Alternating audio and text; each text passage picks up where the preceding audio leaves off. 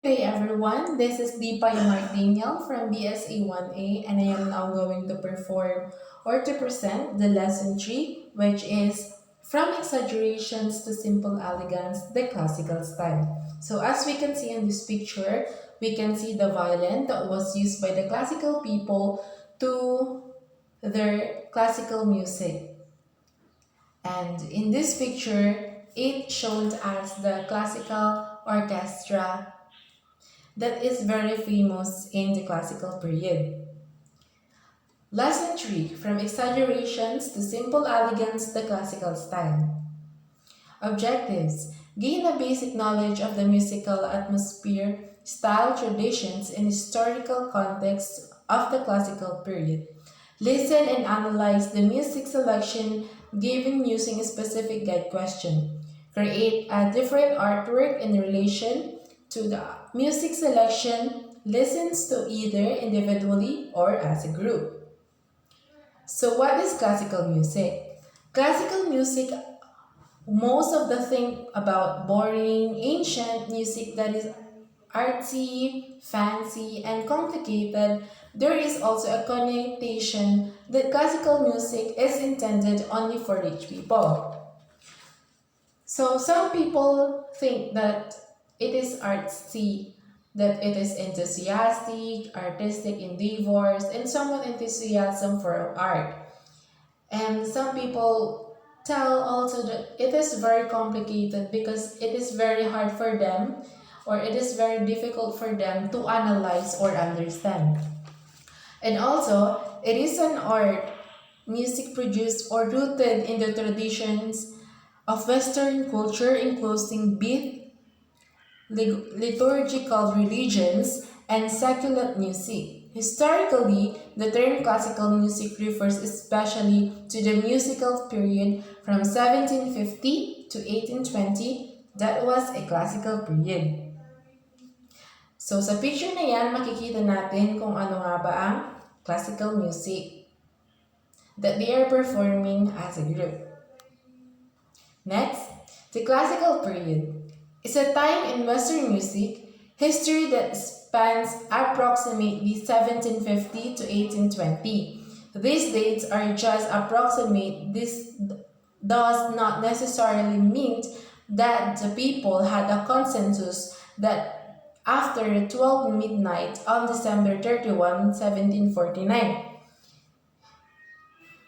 So the classical period falls between the Baroque and the Romantic periods. Classical music has a lighter, cleaner texture than Baroque music and is less complex instruments. Music was important of classical period composers. So sabi po dyan, hindi po approximately na-adapt agad yung classical periods because syempre yung mga tao is nag-adjust pa because nasanay po sila sa Baroque period, which is very romantic period, na naging classical. And yung classical, very lighter and cleaner texture po kasi ito. Next, as we can see in this picture, the classical period, ganito po siya. There is no exact date where historians can be pinpoint when the Baroque era ended and when the classical era began. So, sorry po, mali yung spelling. So, hindi daw po specific yung time and date na kung kailan daw po nag-start. As I tell a while ago, na hindi naman agad-agad maa-adapt ng mga tao yung classical period because there would be an adjustment for them para i-adapt yung classical period at i-apply ito in their lives. Classical music, or sometimes called music art, refers music composed mainly for opera, ballet, concert, or religion ceremonies, and usually more complex than popular music. So, pag sinabi natin classical music, naririnig natin ito minsan sa mga religious. Just for example, the Church of the Christ in Catholic religion.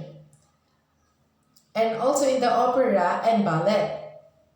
So ayan po, nakikita po natin silang nag-perform for the classical music.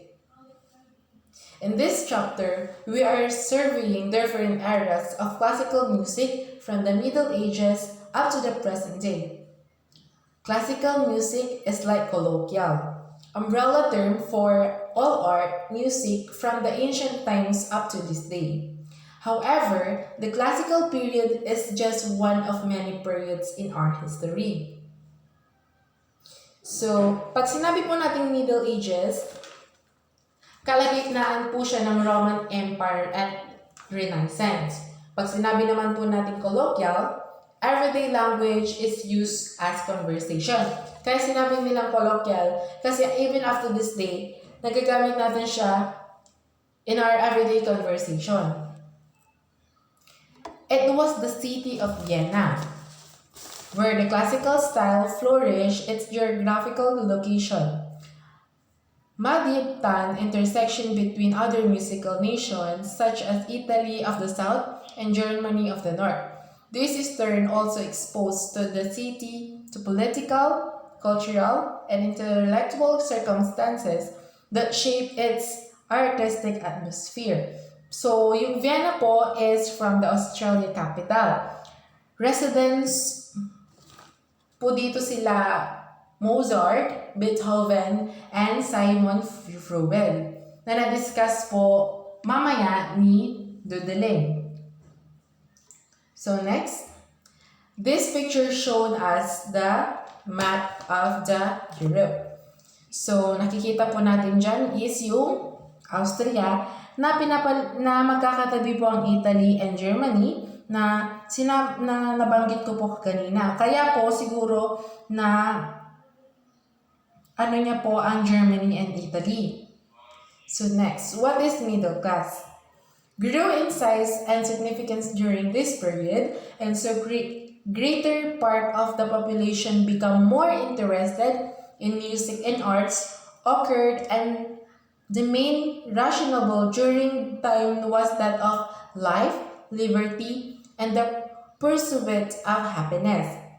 Public concert increased in demand in the musical forms such as opera buffa, an Italian comic opera, and symphony took center stage. So yung middle class po, naging in demand po ang middle class or yung classical music po kasi marami na pong nagpe-perform in the street or in any celebrations. Similarly, in literature, the new genre that arose was the novel which had its roots in England. So, nagkaroon po siya ng roots in England po. As we can see, magkakatabi lang po yung mga country na yon. And these pictures, we can see the similarity of the literature of their genre. So, this is a quote. Music is a universal language of mankind. So, bakit po natin nasabing universal language of mankind? As we can see, using music, we can be able to communicate with other people. And we can touch the others' lives of people as they are happy, sad, or etc. We can be able to interpret what feeling they have and what feeling we have. In that way, masasabi natin international or universal language of mankind ang music. So, thank you and God bless again. This is Mark Daniel Dipay from BSA 1AA. I hope may natutunan kayo. Thank you!